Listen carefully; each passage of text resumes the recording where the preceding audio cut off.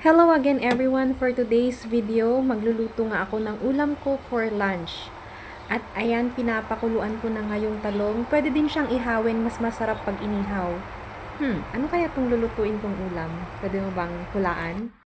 At habang pinapakuluan ko nga yung talong, ayan, nagbalat na ako ng sibuyas na gagamitin natin mamaya. Nagbalat na din ako ng bawang. At pagkatapos, hinugasan ko na yung sibuyas, kamatis, tsaka isang sili.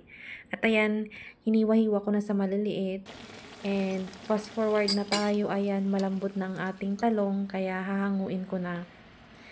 Careful lang kasi mainit. Palamigin lang natin ng konti at babalatan na natin. Ayan.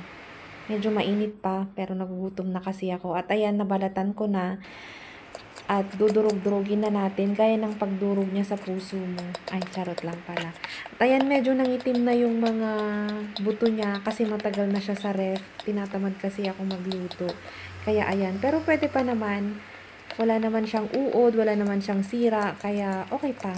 At ayan, pagkatapos nga nating durugin, igigisa na natin. Kinisa ko na nga dyan yung sibuyas, kamatis, bawang, tsaka isang sili. At nilagay ko na din yung dinurog na talong.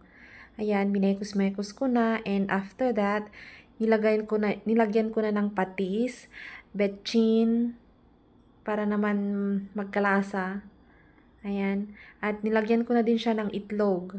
So, kung nakarating ka sa part na to, ano kaya tong niluluto ko? Anong tawag mo dito sa luto ko na to?